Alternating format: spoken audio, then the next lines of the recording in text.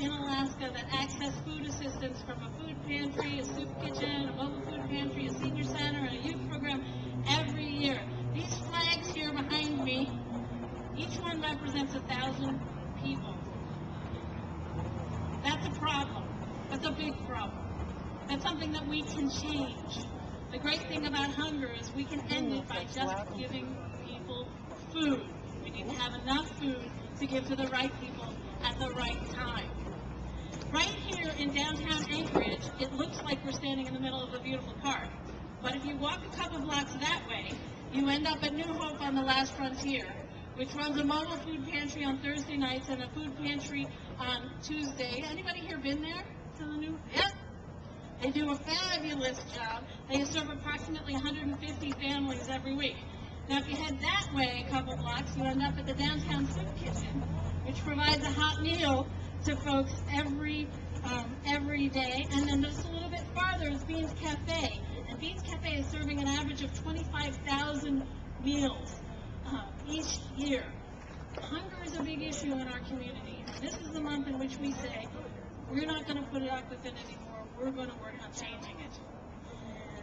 And we can do it if we all work together. So I want to introduce someone who works really hard on behalf of kids and folks in the community. So I'd like to introduce Dave Barney from the Mountain View Boys and Girls Club to come up and tell you a little bit about how he's engaged in ending hunger. Thank you, Dave.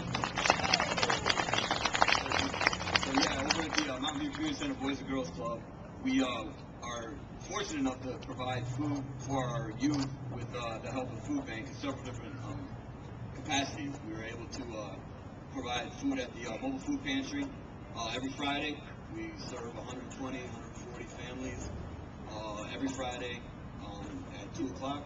And then we also are able to partner during the holidays and times of need with Blessing, Gift, and Fall Feast, where we're able to get food to families firsthand and then able to prepare for the holiday meals.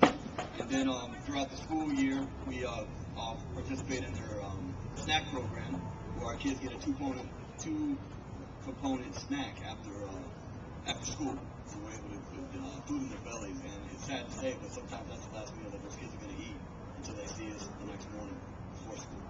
And then and during the summer times, our kids get a hot lunch every day at 1 o'clock Monday through Friday. So all that is with the generosity of the Food Bank of Alaska, and on behalf of those kids, I'd like to say thank you.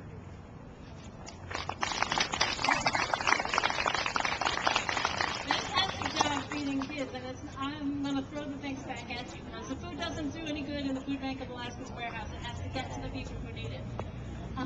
So the anti-hunger system, the food pantries, the soup kitchens, the mobile food pantries, these are important, and I can see a number of folks around here who I know count on those. But they're not the only important thing. Probably even more important in fighting hunger is the programs that come through the federal government and the state of Alaska, programs like food stamps, like the Women, Infants, and Children program. So we are privileged today to have with us Commissioner Bill Hogan, who is a huge advocate on behalf of the folks in our community who need a little help to keep their families strong. So, Commissioner Hogan, thank you.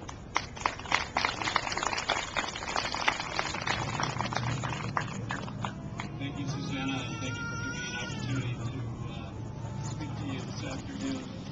And I really want to thank the Food Bank of Alaska for helping to sponsor this very important event. And on behalf of Governor Parnell, I want to thank all of you for your hard work in helping alleviate food insecurity, or frankly hunger, in Alaska. As Susanna indicated, we have a number of both federal and state programs that I want to mention that help people who are hungry and who go hungry every day. The first is the food stamp program. The federal government changed the name to the Supplemental Nutrition Assistance Program, or SNAP, but I still like food stamps. And frankly, the number of households or number of families that have needed the food stamp program has grown dramatically. In the past year alone, we have 4,000 additional households who've signed up for food stamps. We also have the Women, Infant, and Children's program, the WIC program. Really helps young moms, breastfeeding moms, pregnant moms make sure they have the right kinds of nutritional information that they need to make good purchases of nutritional food for themselves and for their babies. In addition, we have what's called the Commodity Supplemental Food Program, CFSP. But the one thing you learn in state government, or frankly working in government in general, is that everything has an acronym. CFSP.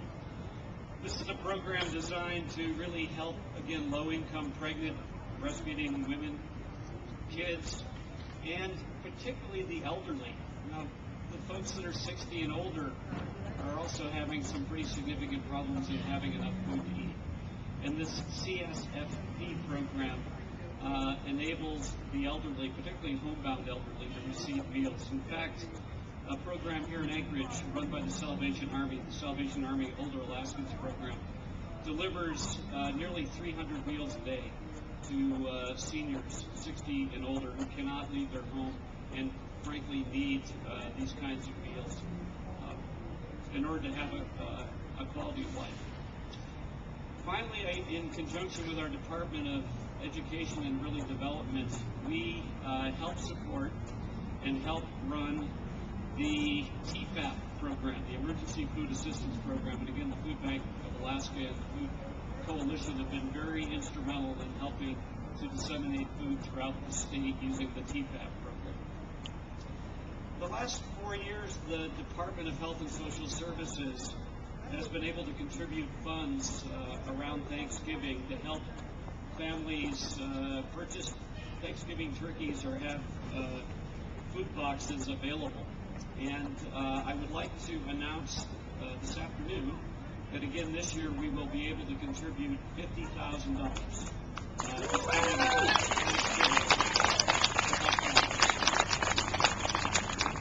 again, I want to thank each of you for attending today. I want to recognize Representative Guerra. If there's other legislators that I missed, I apologize. But Representative Guerra, thank you for joining us.